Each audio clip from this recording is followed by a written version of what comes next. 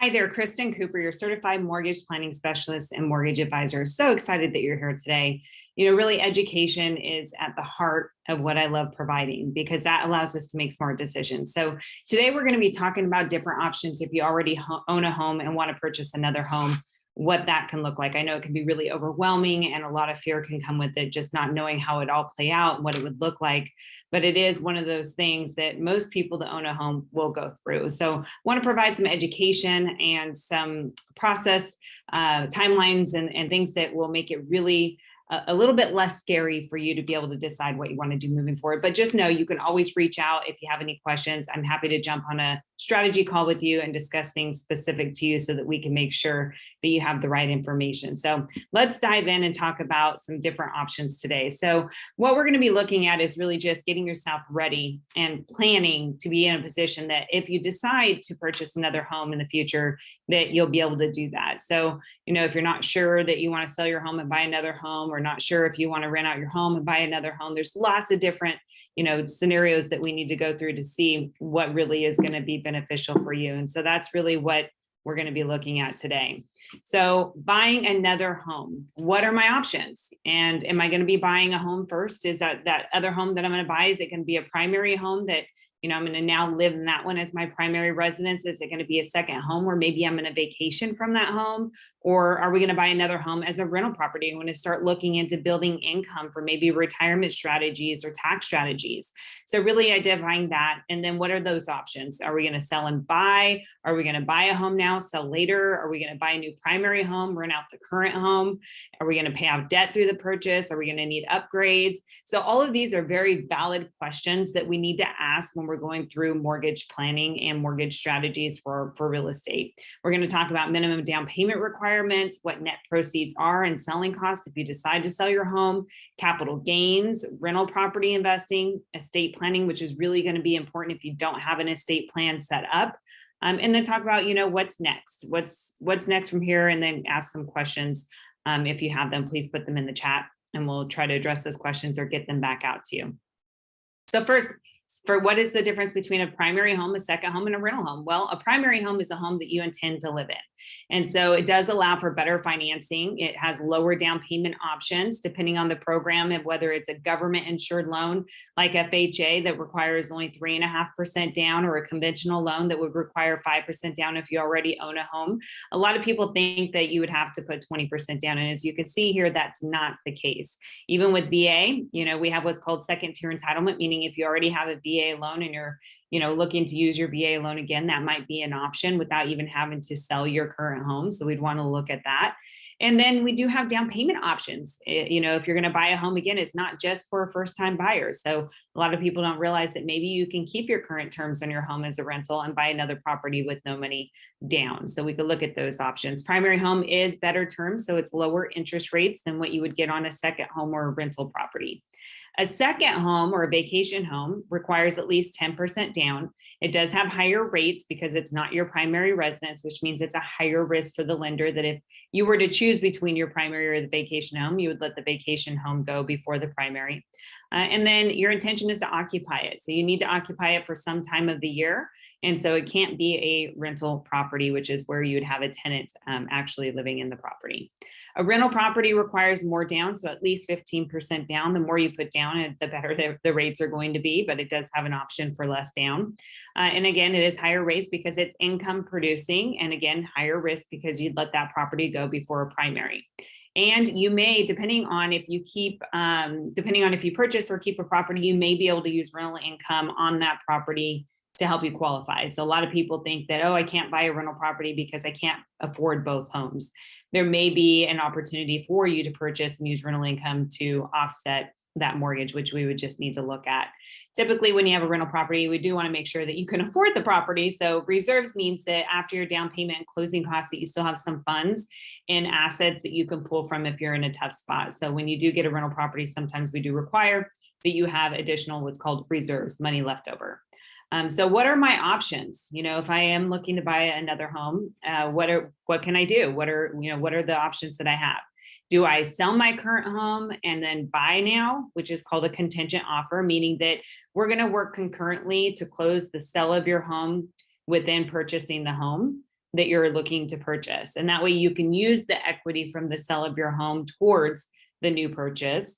And you only have to qualify for the new home purchase. You don't have to qualify for the mortgage that you have right now because that's going to be paid off.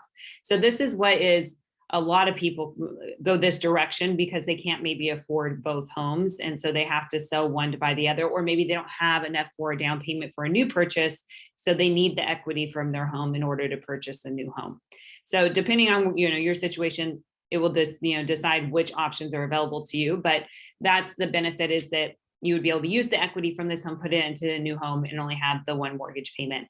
We work really closely as a team with the real estate agent and myself to make sure that, there's a lot of fear. You don't want to be homeless. And of course, we take that very seriously. And we want to make sure that when we're structuring your contract, when we're structuring your financing, when we're structuring your closing dates, that we ensure that you're going to be able to move seamlessly from one property to another, and that you understand if there's any, concerns that may not be the case.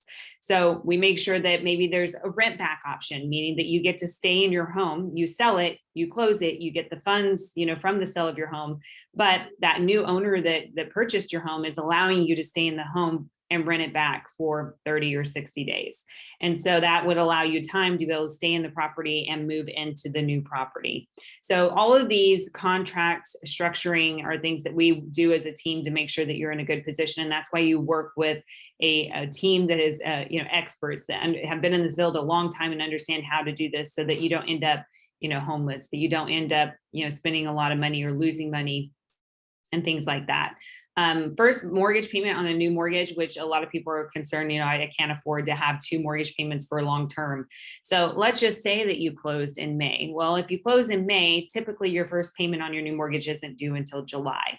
So it has a delay start before the mortgage with the way the interest is collected, which is super helpful when you're selling one home and buying another home. So there is going to be some wiggle room in there. So you don't have to pay typically two payments on a mortgage. There is going to be some time that you have some wiggle room to be able to not have those payments. So typically what happens is we will transfer funds from the sale of your home. So we'll work with the escrow company who is going to be working on the sale of your home, so that when your home closes, we can just have them wire the funds to the new escrow company directly. So you don't have to worry about all of that of getting the funds and dealing with the transfers and all that. We work really closely with you again to make it as seamless as possible.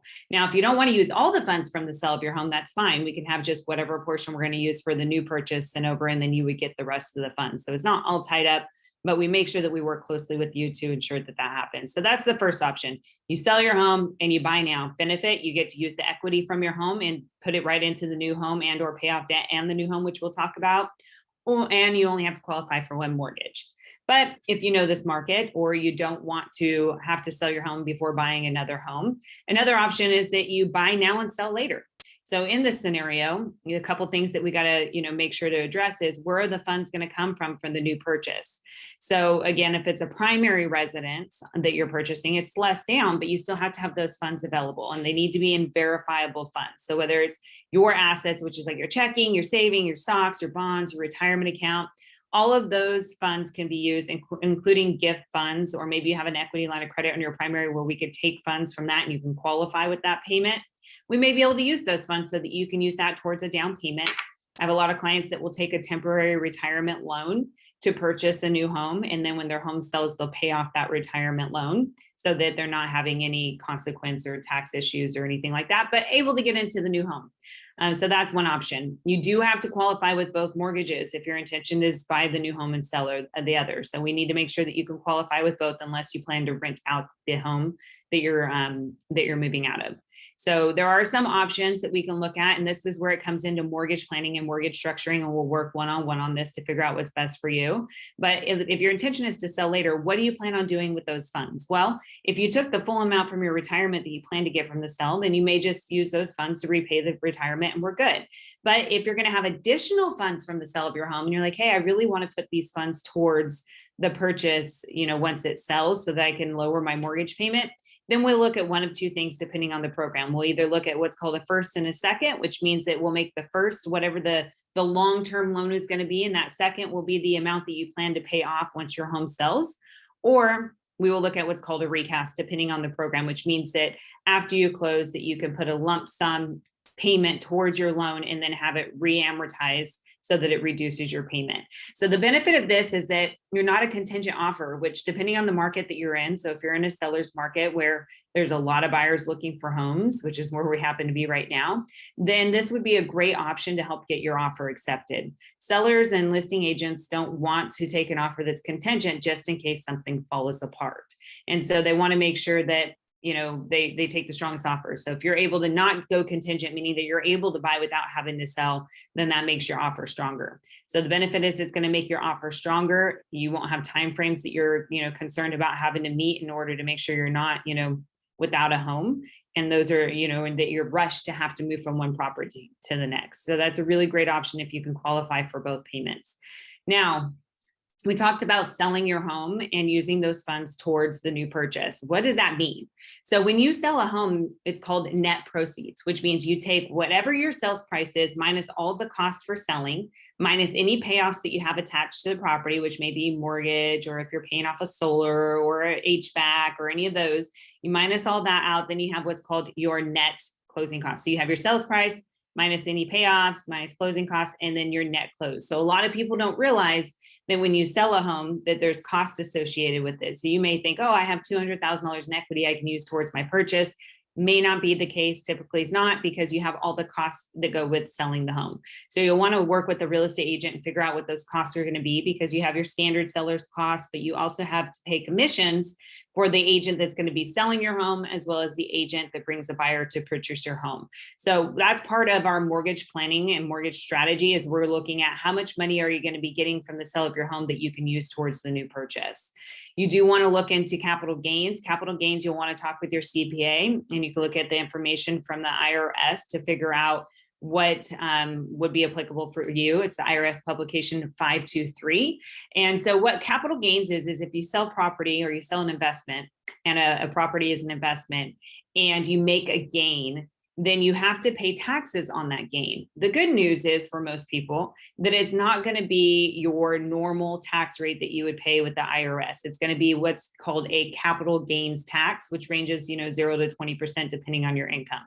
However, there is what's called a primary residence exclusion. That primary residence exclusion says that if you live there for 2 of the last 5 years, you might be able to sell your house without capital gains. So you want to work with your CPA to make sure, but typically if you've lived in the home for at least 2 years, so you got to make sure you don't move before the 2 years, it's been your primary residence, then $250,000 of the gain for each taxpayer will be able to use that. So let's say that you, bought your house, you sold it, and you end up netting $250,000. Well, you will probably qualify for this capital gains exclusion if you've never sold a home in the last 2 years. It's your primary, and that you meet the qualifications. If you are a joint couple, then it can be up to $500,000 for married couples. So you want to look into that and make sure with your CPA before you sell that that's applicable to you. Typically it is.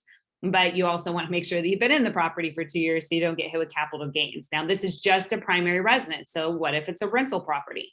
Well, rental properties then have to pay capital gains, and you'll want to talk with your CPA to find out what the capital gains are. But that's only at the time of sale, and that's after your closing costs. So you would take your original purchase price minus any upgrades you've done to your home. So you want to make sure you keep receipts, always keep those documented, minus any costs. And then you have your tax basis. So you want to look into capital gains if you haven't owned your home for at least 2 years, or if it's a rental property or has been rented, and make sure that you qualify for the primary residence exclusion.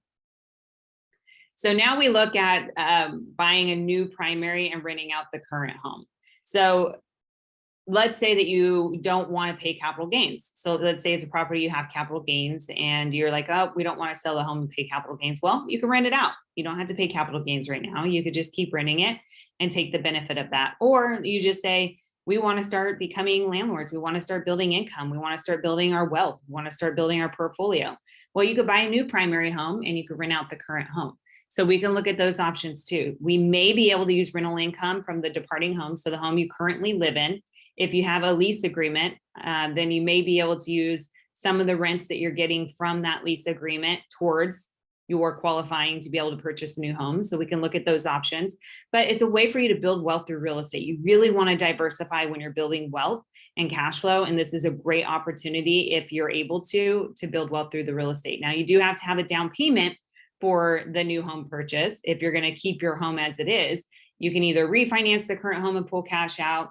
You can, if you have other funds that are in your assets already, or retirement that you take funds from as a loan and buy a new primary, those are all options. But you do have to have a down payment unless you qualify for, maybe a VA loan or something like that, or USDA that's zero down. You would have to have a down payment for the new purchase. It creates cash flow from the rental property. If you keep the rental property, if you're able to rent it out and your payment's going to be lower than what you can rent it out for, that's now cash flow that you can use towards maybe purchasing the new home. And it does give you tax write-off. So if you're someone that's looking for additional tax write-offs, this would be falling under what's called a Schedule E, which means it's, long-term amortization that you get to depreciate within the Schedule E, which is a write-off. You get to write off, the mortgage interest, the taxes, any costs, any property management, and then that's your net income. So it's a really great way for you to have additional income and be able to write off additional expenses. And then you can, again, avoid capital gains maybe on a sell today. So all great reasons that you would want to maybe keep your primary home and rent out the other home. You would need a down payment and you would need to qualify for both homes. Unless we can use rental income to qualify, then we may be able to offset some of that. So great option to look into. And then some other strategic things that, some people don't think of. You're in a home right now and you're like, gosh, we really need a bigger home. We've expanded our family, but we just can't afford it. Well, what I found a lot with my clients is, they may have $200,000 in their home that they can use towards a new purchase, and they have $50,000 in debt that maybe is $1,500 in monthly mortgage payments, or probably $2,000. Well, what if we took $50,000 from the sale of your home, paid off all your debt, and then use the additional $150,000 towards the purchase? Your mortgage would be a little bit higher, putting a little bit less down, but your overall finance cash flow and expenses would be less. So this is a great way that I work with my clients that already own a home to help you maximize your affordability so that you can get the home that you desire. And then from there, we really, work on a game plan of setting up a proper budget to make sure you're not in a position that you start charging up those debts again, because then you're in a worse position. But if you utilize it as a financial tool and be very strategic, then you're able to put yourself in a better position. So you may not even realize that you could probably lower your outgoing expenses in the same. So let's say that you want to, you're moving out of area, you want to buy another home. Oftentimes I have clients that use their funds and pay off all debt and buy a new home, and their outgoing expenses are less than what it currently is. So there are some great options that we're able to use for that to make sure that you're, utilizing your funds the best way. And again, as a mortgage advisor and a mortgage strategist, that's my goal. It's not just here's a 30-year fixed, putting all the money that you have down. No, what's going to work for you? And then we talk about home upgrade purchase options. So this is really great to keep in mind when you're out shopping for a home and you're looking at them, and depending on the market, and you're like, gosh, the homes that I love are like $750,000, but I can only afford $650,000. Well, what about, looking at homes that are $650,000 or $600,000, maybe go a little bit less, that need work, and holding some of the funds that you have from the sale of your home or additional funds that you may have out there, depending on how you structure it, and use those funds for the upgrade. So put less down so that you have funds to be able to upgrade the home, but you're buying at a lower purchase price, so the affordability is there. So keeping some money back that you have, whether it's from the sale of your home or from money that you have set aside for the down payment and closing costs to be able to use to upgrade a home, is a really great option to put yourself in a better affordable option and still get, the home that you desire. So, really what you want to look at if you're keeping a rental property and going this option is you want to look at, what's my estimated rate of return? The reason that you want to look into becoming an investor is that you're starting to build wealth, whether that's through cash flow. Maybe initially when you buy it, it doesn't cash flow, but over time it's going to. So you have a cycle of real estate. And what I mean by that is you may have a higher payment initially, and then maybe interest rates drop, and now you're able to refinance, pay off the current loan, get a new loan at a lower payment. Now it's cash flowing. But also with rental properties, you have a rate of increase that you can increase the rent every year, and rent's always gone up. So as you see, you start at one level and you continue to go up. I know on our rental property that we have in Idaho, we started with a rent of $1,800 and we're now at $2,400. So that's what's really nice about it, is as the rents go up, my mortgage payment's still fixed. It's still low. So that's all additional cash flow that I'm earning over time. So you got to keep the big picture in mind too, is you need to look at all the numbers now It may just even out to where you're not cash flowing initially, but in the future with where rents are going, then they will cash flow. Plus take into consideration, when you have that, not only are you paying down the loan, which is now your equity that you have. So that's now in your wealth, that's now in your financial portfolio is your equity, which is your money. And then you also have appreciation. So how much the home values go up is now your equity as well, which is your appreciation. So being very aware when you're going to keep it as a rental property is important of, okay, here's what our expenses is going to be. Are we going to hire a property manager? If so, what's that going to be? That cost, because that's going to be an expense. You really want to have 6 months of the rental property in a separate savings account as a cushion, just in case. You never know what's going to happen. And as you start to build, if you do have cash flow in the property, maybe building that up to where you have a $5,000 cushion plus 6 months of the mortgage payment and a savings, so that you're in a good position to make sure that if any repairs come up, because they do, that you have the funds to be able to repair what needs to happen, as well as if it's vacant, for a couple of months, if somebody's not living there, you want to make sure that you can afford the payment too. So all of those are factors in, moving it into a rental property. So you want to look at, what's going to be the sales price, the cost of the sale, and the net proceeds from the sale, and then rate of return. So other things to kind of consider when it comes to rental properties and rental income. So if you're converting the primary home into a rental property, meaning that you live in the property right now and you're converting it into a primary home, again, you may be able to use rental income if we have a signed lease agreement to be able to offset the mortgage payment to help you be able to qualify for another property. So you can see annual lease, you could potentially use up to 75% of whatever that lease agreement is. FHA, if you have an FHA loan right now and you don't plan to refinance into a non-FHA loan and you're buying another property and you want to keep this one as a rental, you just can't have another FHA loan. So we need to make sure that that you're not getting another FHA loan on the primary residence. You do have to have reserves depending on the program, which again is saying how many months you need or how much money you need left as a cushion and checking, savings, potentially retirement account, to be able to have as a safety cushion if something were to come up. But like I said, really as a rental property, you want to have 6 months anyhow of that mortgage payment in a separate savings account to ensure that you're in a good position. Another thing I always want to touch on, if you already own a home and don't have an estate plan set up, you definitely need to get an estate plan set up. An estate plan is done through an estate attorney. I don't do them, but it's the only way that you can protect your property against what's called probate. So if you're on title and something happens to you and it's just you on title, your property now goes to the court system, which is known as the probate process, in order to determine where your property goes. Now, keep in mind, it goes through a waterfall. So it would go to family if you have kids, and then kind of goes out. So it's not just going to go to a random person, but the concern is it could take over a year before they even disposition where your property is to go to. And they can take a huge amount in fees for that year process that need to be paid because it had to go through the court system. So the only way to avoid that when you own a home is to set up an estate plan and put your property in a trust. So if you own a home right now and don't have an estate plan, I highly encourage that you reach out to an estate attorney. I'm happy to give you reference to great ones in the area and that you get that set up. But for sure, if you're buying another property, you definitely need to make sure that you are now protecting your assets. What's the point of building wealth if you're not going to protect your assets and your legacy? So you want to make sure that you get into a position that you're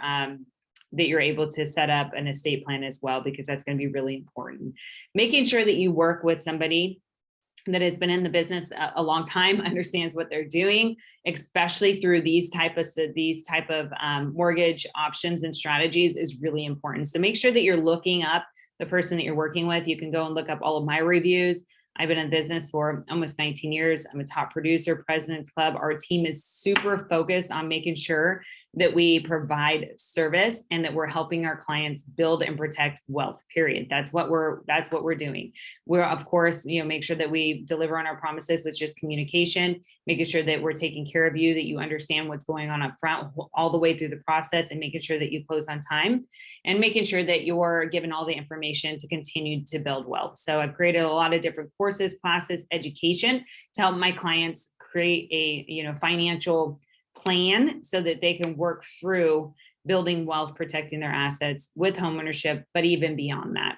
So the next steps really is figuring out your budget. What is out of all these scenarios that we talked about today, which one do you think is going to be what you would want to pursue, or which ones do you want to look into? And then we can look at those options. You'll want to start by getting pre-approved. So reach out to me, let's schedule a consultation, have an initial mortgage strategy call.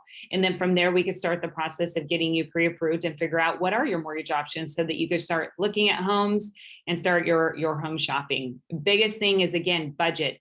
Figure out your budget, figure out what you can afford. If you don't have a budget set up, send me a message. I'm happy to send you over a course and the tools to be able to set up a budget and walk you through how to do that.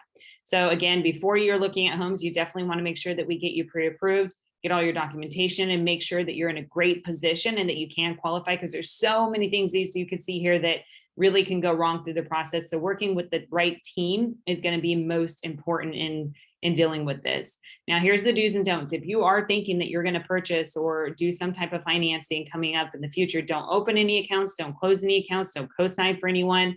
If you have changes in employment or income, make sure to reach out so that we can walk through and make sure that you're going into the right position that's going to be beneficial for you.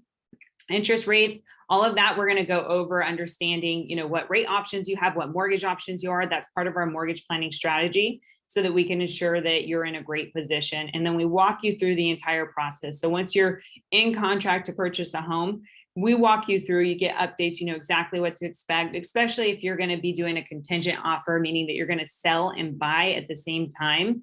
Then we want to make sure that, you're comfortable with that it's going to work for you and that you're not going to be stressed. And so knowing that you're working with a team that's going to be on top of it and making sure that you have all the right information, that you know what to expect, that everything's set up, is super, super important. And that way you don't have to stress. If you're working with the right team, we do it all the time. It's not a problem. And you can just worry stress-free. We really live by our core value statements and our legacy, which is just to make sure that you are properly educated, have proactive communication, have high level of service, integrity, trust, and that you get what you're expecting and beyond that.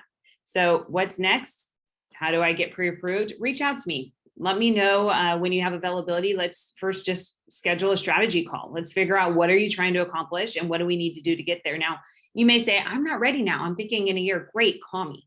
Let's get started now so that we can get beyond any of the concerns or issues that might come up through the process. Let's tackle those now. Let's get you in a position that you'll be able to safely move forward when you are ready to move forward. You don't want to start right before you look at homes. You want to start ahead of time to make sure that we've addressed everything that needs to happen, because maybe we could be working on your credit too. Let's look at your credit and see, are there some things that we can do in the meantime to help get your credit scores up so that you're in the best position. My goal is to put you in the best position possible that's going to give you the best mortgage strategy so you can make the best decisions and build wealth.